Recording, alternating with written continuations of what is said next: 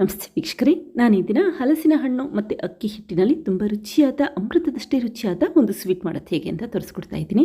ಈಗ ಹೇಗಿದ್ದರೂ ಹಲಸಿನ ಹಣ್ಣಿನ ಸೀಸನ್ ಮತ್ತು ತಿಂದರೂ ಇನ್ನೂ ಕೂಡ ಮಿಕ್ಕಿರುತ್ತೆ ಅಷ್ಟು ಪ್ರಮಾಣದಲ್ಲಿ ಹಲಸಿನ ಹಣ್ಣು ಸಿಗ್ತಾ ಇದೆ. ನೀವು ತಿಂದು ಉಳಿದಿರುವಂಥ ಹಲಸಿನ ಹಣ್ಣಿನಲ್ಲಿ ಈ ರೀತಿ ಒಂದು ಸ್ವೀಟ್ ಮಾಡಿ ನೋಡಿ, ಮಕ್ಕಳಿಗಂತೂ ತುಂಬ ಇಷ್ಟ ಆಗುತ್ತೆ, ಮತ್ತೆ ಮತ್ತೆ ಕೇಳ್ತಾ ಇರ್ತಾರೆ. ಹಾಗೆ ನಿಮಗೆ ಈ ವಿಡಿಯೋ ಇಷ್ಟ ಆದರೆ ಪ್ಲೀಸ್ ವಿಡಿಯೋನ ಲೈಕ್ ಮಾಡಿ ಮತ್ತು ಚಾನಲ್ಗೆ ಸಬ್ಸ್ಕ್ರೈಬ್ ಮಾಡಿ. ಈಗ ಮನೆಯಲ್ಲಿರುವಂಥ ಕಡಿಮೆ ಸಾಮಗ್ರಿಗಳಲ್ಲಿ ಹಲಸಿನ ಹಣ್ಣಿನಲ್ಲಿ ಒಂದು ಸ್ವೀಟ್ ಮಾಡೋದು ಹೇಗೆ ಅಂತ ನೋಡ್ಕೊಳ್ಳೋಣ ಬನ್ನಿ. ಮೊದಲಿಗೆ ನಾನಿಲ್ಲಿ ಒಂದು 15 ಹಲಸಿನ ಹಣ್ಣಿನ ತೋಳೆಗಳನ್ನ ತೆಗೆದಿಟ್ಕೊಂಡಿದ್ದೀನಿ. ನೀವು ಎಷ್ಟು ಸ್ವೀಟ್ ಮಾಡ್ತೀರಾ ಅದನ್ನು ನೋಡಿಕೊಂಡು ಹಲಸಿನ ಹಣ್ಣನ್ನು ಉಪಯೋಗಿಸ್ಕೊಳ್ಳಿ. ಇಷ್ಟೇ ಉಪಯೋಗಿಸ್ಬೇಕು ಅಂತೇನಿಲ್ಲ. ಈ ರೀತಿ ಮೀಡಿಯಮ್ ಸೈಜ್ ಹಲಸಿನ ಹಣ್ಣಾದರೆ ಒಂದು 15 ಉಪಯೋಗಿಸ್ಕೊಳ್ಳಿ. ಈಗ ಬೀಜ ತೆಗೆದಿಟ್ಕೊಂಡು ಹಲಸಿನ ಹಣ್ಣನ್ನು ನೀಟಾಗಿ ಕ್ಲೀನ್ ಮಾಡ್ಕೊಳ್ತಾ ಇದ್ದೀನಿ.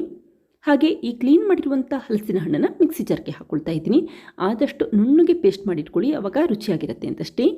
ಈಗ ಮಿಕ್ಸಿ ಜಾರ್ಗೆ ಹಾಕಿದ ನಂತರ 1 ಕಪ್ಪಷ್ಟು ತಣ್ಣೀರನ್ನು ಹಾಕಿ ಆದಷ್ಟು ನುಣ್ಣಗೆ ಪೇಸ್ಟ್ ಮಾಡ್ಕೊಳ್ತಾ ಇದ್ದೀನಿ. ಈಗ ನೋಡಿ, ಹಲಸಿನ ಹಣ್ಣಿನ ಪೇಸ್ಟ್ ರೆಡಿಯಾಗಿದೆ. ಇದನ್ನೀಗ ಒಂದು ಅಳತೆ ಕಪ್ಗೆ ಎತ್ತಿಟ್ಕೊಳ್ತಾ ಇದ್ದೀನಿ. ಅಳತೆ ಕಪ್ಪಲ್ಲಿ ತೆಗೆದಿಟ್ಕೊಳ್ಳೋದ್ರಿಂದ ಸ್ವೀಟ್ನ ಪರ್ಫೆಕ್ಟಾಗಿ ಮಾಡ್ಕೋಬಹುದು. ಈ ರೀತಿ ಅಳತೆ ಕಪ್ಪಿಲ್ಲ ಅಂತಂದರೆ ಯಾವುದಾದ್ರೂ ಸ್ಟೀಲ್ ಬಟ್ಲು ಉಪಯೋಗಿಸ್ಕೊಳ್ಳಿ.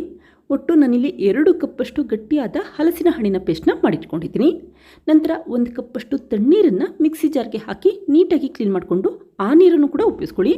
ನೋಡಿ, 1 ಕಪ್ಪಷ್ಟು ತಣ್ಣೀರು ಆಗಿದೆ. ಇದಕ್ಕೀಗ 1 ಕಪ್ಪಷ್ಟು ಹಸಿ ತೆಂಗಿನಕಾಯಿ ತುರಿ ಹಾಕ್ಕೊಳ್ತಾ ಇದ್ದೀನಿ. ತೆಂಗಿನಕಾಯಿ ತುರಿ ಹಾಕೋದ್ರಿಂದ ಈ ಸ್ವೀಟ್ ತುಂಬಾ ರುಚಿಯಾಗಿರುತ್ತೆ. ನಂತರ ಮತ್ತೊಂದು ಬಟ್ಲಿಗೆ 2 ಕಪ್ಪಷ್ಟು ಅಕ್ಕಿ ಹಿಟ್ಟು ಹಾಕ್ಕೊಳ್ತಾ ಇದ್ದೀನಿ. 2 ಕಪ್ಪಷ್ಟು ಗಟ್ಟಿಯಾದ ಹಲಸಿನ ಹಣ್ಣಿನ ಪೇಸ್ಟ್ಗೆ 2 ಕಪ್ಪಷ್ಟು ಅಕ್ಕಿ ಹಿಟ್ಟು ಉಪಯೋಗಿಸ್ಕೊಳ್ಳಿ. ಆವಾಗ ಹಲಸಿನ ಹಣ್ಣಿನ ಫ್ಲೇವರ್ ತುಂಬ ಚೆನ್ನಾಗಿ ಬರ್ತಾ ಇರುತ್ತೆ. ಈಗ ಮೊದಲೇ ಮಾಡಿಟ್ಟಂಥ ಹಲಸಿನ ಹಣ್ಣು ಮತ್ತು ತೆಂಗಿನಕಾಯಿ ತುರಿ ಮಿಶ್ರಣ ಇರುವಂಥ ಪ್ಯಾನನ್ನು ಸ್ಟವ್ ಮೇಲೆ ಇಟ್ಕೊಂಡಿದ್ದೀನಿ. ಹಾಗೆ ಉರಿನ ಮೀಡಿಯಂ ಫ್ಲೇಮಲ್ಲಿ ಇಟ್ಕೊಂಡು ಒಂದ್ಸರಿ ನೀಟಾಗಿ ಮಿಕ್ಸ್ ಮಾಡಿಟ್ಕೊಳ್ಳಿ. ಇದೇ ಸಮಯದಲ್ಲಿ ಬೆಲ್ಲ ಹಾಕ್ಕೊಳ್ತಾ ಇದ್ದೀನಿ. ಬೆಲ್ಲನ ಈ ರೀತಿ ತರಿತರಿಯಾಗಿ ಕುಟ್ಟಿ ಪುಡಿ ಮಾಡಿಕೊಂಡು ನಂತರ ಉಪಯೋಗಿಸ್ಕೊಳ್ಳಿ. ಮೊದಲು 3/4 ಕಪ್ಪಷ್ಟು ಬೆಲ್ಲ ಹಾಕ್ಕೊಂಡಿದ್ದೀನಿ. ಈ ಸಮಯದಲ್ಲಿ ಸಿಹಿ ನೋಡಿ, ಸಪ್ಪೆ ಅನಿಸಿದ್ರೆ ಮತ್ತೆ 1/4 ಕಪ್ಪಷ್ಟು ಬೆಲ್ಲ ಉಪಯೋಗಿಸಬಹುದು. ಈಗ ಮತ್ತೆ 1/4 ಕಪ್ಪಷ್ಟು ಬೆಲ್ಲ ಹಾಕಿ ಮಿಕ್ಸ್ ಮಾಡ್ಕೊಳ್ತಾ ಇದ್ದೀನಿ. ಬೆಲ್ಲ ಚೆನ್ನಾಗಿ ಕರಗಬೇಕು, ಅಲ್ಲಿವರೆಗೂ ಒಂದ್ಸರಿ ಮಿಕ್ಸ್ ಮಾಡಿಟ್ಕೊಳ್ಳಿ ಅಷ್ಟೇ. ಇದೇ ಸಮಯದಲ್ಲಿ 1/4 ಟೀ ಸ್ಪೂನಷ್ಟು ಏಲಕ್ಕಿ ಪುಡಿ ಹಾಕ್ಕೊಳ್ತಾ ಇದ್ದೀನಿ. ಏಲಕ್ಕಿ ಪುಡಿ ಹಾಕೋದ್ರಿಂದ ಸ್ವೀಟಲ್ಲಿ ಒಂದೊಳ್ಳೆ ಫ್ಲೇವರ್ ಇರುತ್ತೆ. ಯಾವಾಗ ಈ ಬೆಲ್ಲ ಮತ್ತು ಹಲಸಿನ ಮಿಶ್ರಣ ಈ ರೀತಿ ಕುದಿಲಿಕ್ಕೆ ಶುರುವಾಗುತ್ತೆ, ಆವಾಗ ಉರಿನ ಲೋ ಫ್ಲೇಮಲ್ಲಿ ಇಟ್ಕೊಂಡು ಮೊದಲೇ ತೆಗೆದಿಟ್ಟಂಥ ಅಕ್ಕಿ ಹಿಟ್ಟು ಹಾಕ್ಕೊಳ್ತಾ ಇದ್ದೀನಿ. 2 ಕಪ್ಪಷ್ಟು ಅಕ್ಕಿ ಹಿಟ್ಟು ಉಪಯೋಗಿಸ್ಕೊಳ್ಳಿ. ಹಾಗೆ ಈ ರೀತಿ ಕಂಟಿನ್ಯೂಸ್ ಆಗಿ ಮಿಕ್ಸ್ ಮಾಡ್ಕೊಳ್ತಾನೆ ಇರಿ, ಆವಾಗ ಮಿಶ್ರಣದಲ್ಲಿ ಗಂಟುಗಳಾಗೋದಿಲ್ಲ ಅಂತಷ್ಟೇ. ಈ ರೀತಿ ಒಂದ್ಸರಿ ನೀಟಾಗಿ ಮಿಕ್ಸ್ ಮಾಡಿಟ್ಕೊಂಡ್ರೆ ಸಾಕು.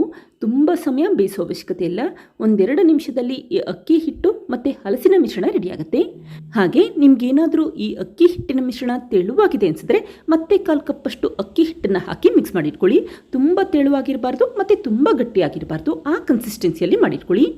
ಈಗ ಲಿಡ್ ಕ್ಲೋಸ್ ಮಾಡಿ ಸ್ಟವ್ ಆಫ್ ಮಾಡ್ಕೊಂಡಿದ್ದೀನಿ. ಹಾಗೆ ಈ ಮಿಶ್ರಣ ತಣ್ಣಗಾದ ನಂತರ 2 ಟೇಬಲ್ ಸ್ಪೂನಷ್ಟು ತುಪ್ಪ, ನಂತರ 2 ಟೇಬಲ್ ಸ್ಪೂನಷ್ಟು ಹುರಿದಿರುವಂಥ ಬಿಳಿ ಎಳ್ಳನ್ನು ಹಾಕ್ಕೊಂಡಿದ್ದೀನಿ. ಬಿಳಿ ಎಳ್ಳಿಲ್ಲಿ ಆಪ್ಷನಲ್, ಹಾಕೋದ್ರಿಂದ ಇನ್ನೂ ರುಚಿಯಾಗಿರುತ್ತೆ ಅಂತಷ್ಟೇ ಹಾಕ್ಕೊಂಡಿದ್ದೀನಿ. ಬೇಕಿದ್ದರೆ ಉಪಯೋಗಿಸಿ, ಬೇಡ ಅಂತಂದರೆ ಹಾಕಲಿಲ್ಲ ಅಂದರೂ ಕೂಡ ನಡೆಯುತ್ತೆ. ಈಗ ನಿಧಾನಕ್ಕೆ ಕೈಯಲ್ಲಿ ಮಿಕ್ಸ್ ಮಾಡ್ಕೊಳ್ತಾ ಇದ್ದೀನಿ. ತುಪ್ಪ ಈ ಹಲಸಿನ ಹಣ್ಣು ಮತ್ತು ಅಕ್ಕಿ ಹಿಟ್ಟಿನ ಮಿಶ್ರಣದಲ್ಲಿ ಎಲ್ಲ ಕಡೆ ಬೆರಿಬೇಕು. ಆ ರೀತಿ ನೀಟಾಗಿ ಒಂದ್ಸರಿ ಮಿಕ್ಸ್ ಮಾಡಿಟ್ಕೊಳ್ಳಿ. ನೋಡಿ, ಈ ಕನ್ಸಿಸ್ಟೆನ್ಸಿಯಲ್ಲಿ ಮಿಶ್ರಣ ಮಾಡಿಟ್ಕೊಂಡ್ರೆ ಸಾಕು. ಹಾಗೆ ನಾನಿಲ್ಲಿ ಒಂದು 30 ಹಲಸಿನ ಮರದ ಎಲೆನ ತೆಗೆದಿಟ್ಕೊಂಡಿದ್ದೀನಿ. ಈ ಎಲೆ ಕ್ಲೀನ್ ಮಾಡಬೇಕಾದ್ರೆ ತೊಟ್ಟನ್ನು ಕತ್ತರಿಯಲ್ಲಿ ಕಟ್ ಮಾಡಿಕೊಂಡು ನೀರಿನಲ್ಲಿ ಚೆನ್ನಾಗಿ ಕ್ಲೀನ್ ಮಾಡಿಟ್ಕೊಳ್ಳಿ. ತಣ್ಣೀರನ್ನು ಉಪಯೋಗಿಸಿದ್ರೆ ಸಾಕು. ಈಗ ಎಲೆಗೆ ಸ್ವಲ್ಪ ತುಪ್ಪನ ಸ್ಪ್ರೆಡ್ ಮಾಡಿಟ್ಕೊಂಡಿದ್ದೀನಿ. ನಂತರ ಮೊದಲೇ ಮಾಡಿಟ್ಟಂಥ ಸ್ವೀಟ್ ಮಿಶ್ರಣ ಹಾಕ್ಕೊಳ್ತಾ ಇದ್ದೀನಿ. ತುಂಬ ದಪ್ಪನಾಗಿ ಹಾಕ್ಲಿಕ್ಕೆ ಹೋಗ್ಬಿಡಿ, ಅಥವಾ ತುಂಬ ತೆಳುವಾಗೂ ಇರೋದು ಬೇಡ. ಮೀಡಿಯಮಲ್ಲಿ ಸ್ಪ್ರೆಡ್ ಮಾಡಿಕೊಂಡು ಈ ರೀತಿ ಎಲೆನ ಫೋಲ್ಡ್ ಮಾಡಿಟ್ಕೊಳ್ಳಿ. ಹಾಗೆ ಈ ರೀತಿ ಹಲಸಿನ ಮರದ ಎಲೆ ಇಲ್ಲ ಅಂತಂದರೆ ತೊಂದರೆ ಇಲ್ಲ.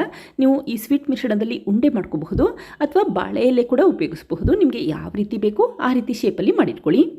ಈಗ ಉಳಿದಿರುವಂಥ ಎಲೆಗಳಿಗೆ ಈ ರೀತಿ ಮೊದಲೇ ಮಾಡಿಟ್ಟಂಥ ಸ್ವೀಟ್ ಮಿಶ್ರಣ ಹಾಕಿ ನಿಧಾನಕ್ಕೆ ಫೋಲ್ಡ್ ಮಾಡಿಟ್ಕೊಂಡಿದ್ದೀನಿ. ನೋಡಿ, ಒಂದು 30-40 ಪೀಸಸ್ಗಳು ರೆಡಿಯಾಗಿದೆ. ಈಗ ಮಾಡಿಟ್ಟಂಥ ಈ ಸ್ವೀಟ್ ಮಿಶ್ರಣನ ಈ ರೀತಿ ಇಡ್ಲಿ ಪಾತ್ರೆಗೆ ಜೋಡಿಸ್ಕೊಳ್ತಾ ಇದ್ದೀನಿ. ಇಡ್ಲಿ ಪಾತ್ರೆಗೆ ಒಂದು 3-4 ಕಪ್ಪಷ್ಟು ತಣ್ಣೀರು ಹಾಕೊಳ್ಳಿ. ನಂತರ ಇಡ್ಲಿ ಪ್ಲೇಟನ್ನು ಜೋಡಿಸಿಟ್ಕೊಂಡಿದ್ದೀನಿ. ಹಾಗೆ ಮೊದಲೇ ಮಾಡಿಟ್ಟಂಥ ಈ ಹಲಸಿನ ಸ್ವೀಟ್ನ ಈ ರೀತಿ ನಿಧಾನಕ್ಕೆ ಜೋಡಿಸ್ಕೊಳ್ತಾ ಇದ್ದೀನಿ. ನೋಡಿ, ಆದಷ್ಟು ನೀಟಾಗಿ ಕವರ್ ಮಾಡಿಟ್ಕೊಳ್ಳಿ. ಏನಾದರೂ ಎಲೆ ಓಪನ್ ಆಗ್ತಾ ಇದೆ ಅಂತಂದರೆ ಈ ರೀತಿ ಕಡ್ಡಿಯಲ್ಲಿ ಕ್ಲೋಸ್ ಮಾಡಿಟ್ಕೊಳ್ಳಿ. ಈಗ ಲಿಡ್ ಕ್ಲೋಸ್ ಮಾಡಿ ಒಂದು 15-25 ನಿಮಿಷ ಉರಿನ ಮೀಡಿಯಂ ಫ್ಲೇಮ್ಗಿನ ಸ್ವಲ್ಪ ಜಾಸ್ತಿ ಇಟ್ಕೊಂಡು ಬೇಯಿಟ್ಕೊಳ್ಳಿ. ನೋಡಿ, ಸ್ವೀಟ್ ಮಿಶ್ರಣ ಕೈಗೆ ಅಂಟಬಾರ್ದು ಮತ್ತು ಚೆನ್ನಾಗಿ ಬೆಂದಿರಬೇಕು. ಅವಾಗಷ್ಟೇ ಸ್ಟವ್ ಆಫ್ ಮಾಡಿಕೊಂಡು ನಿಧಾನಕ್ಕೆ ಈ ಸ್ವೀಟ್ನ ತೆಗೆದಿಟ್ಕೊಳ್ತಾ ಇದ್ದೀನಿ. ಚೆನ್ನಾಗಿ ಬೆಂದ ನಂತರ ಅಷ್ಟೇ ಸ್ಟವ್ ಆಫ್ ಮಾಡ್ಕೊಳ್ಳಿ. ಈಗ ಇಡ್ಲಿ ಪ್ಲೇಟ್ನು ಕೂಡ ಹೊರಗಡೆ ಎತ್ತಿಟ್ಕೊಂಡಿದ್ದೀನಿ. ನೋಡಿ ಸ್ವೀಟ್ ಎಷ್ಟು ಪರ್ಫೆಕ್ಟಾಗಿ ಬಂದಿದೆ ಅಂತ ಗೊತ್ತಾಗ್ತಾ ಇದೆ. ತಣ್ಣಗಾದಷ್ಟು ಈ ಸ್ವೀಟ್ ತುಂಬಾ ರುಚಿಯಾಗಿ ಅನಿಸ್ತಾ ಇರುತ್ತೆ. ಒಂದ್ಸರಿ ಟ್ರೈ ಮಾಡಿ ನೋಡಿ, ಖಂಡಿತ ಮತ್ತೆ ಮಾಡ್ತೀರಾ. ಈಗ ಮಾಡಿಟ್ಟಂಥ ಈ ಸ್ವೀಟ್ಗಳನ್ನ ಒಂದು ಪ್ಲೇಟ್ಗೆ ಜೋಡಿಸಿಟ್ಕೊಂಡಿದ್ದೀನಿ. ನೋಡಿ ಎಷ್ಟು ಚೆನ್ನಾಗಿ ಬೆಂದಿದೆ ಅಂತ ಗೊತ್ತಾಗ್ತಾ ಇದೆ. ಕೈಗೆ ಅಂಟಬಾರ್ದು ಮತ್ತು ಮೆತ್ತಗಿರಬಾರ್ದು, ಆವಾಗ ಸ್ವೀಟ್ ಚೆನ್ನಾಗಿ ಬೆಂದಿದೆ ಅಂತ ಅರ್ಥ. ತುಂಬಾ ರುಚಿಯಾಗಿರುತ್ತೆ. ಒಂದ್ಸರಿ ಟ್ರೈ ಮಾಡಿ ನೋಡಿ, ಖಂಡಿತ ಮತ್ತೆ ಮಾಡ್ತೀರಾ. ನೋಡಿದ್ರಲ್ಲ ಫ್ರೆಂಡ್ಸ್, ಎಷ್ಟು ಸುಲಭವಾಗಿ ಹಲಸಿನ ಹಣ್ಣು, ಬೆಲ್ಲ ಮತ್ತು ಅಕ್ಕಿ ಹಿಟ್ಟಿನಲ್ಲಿ ಆರೋಗ್ಯಕರವಾದ ಅಮೃತದಷ್ಟೇ ರುಚಿಯಾದ ಒಂದು ಸ್ವೀಟ್ ಯಾವ ರೀತಿ ಮಾಡಿದೆ ಅಂತ ಗೊತ್ತಾಯ್ತಲ್ವಾ. ನೀವು ಕೂಡ ಟ್ರೈ ಮಾಡಿ ನೋಡಿ, ಮಕ್ಕಳಿಗಂತೂ ತುಂಬ ಇಷ್ಟ ಆಗುತ್ತೆ. ಮನೆಯವರಂತೂ ಮತ್ತೆ ಮತ್ತೆ ಕೇಳ್ತಾ ಇರ್ತಾರೆ. Thank you. ಲೈಕ್ ಮಾಡಿ ಮತ್ತು ಸಬ್ಸ್ಕ್ರೈಬ್ ಮಾಡಿ.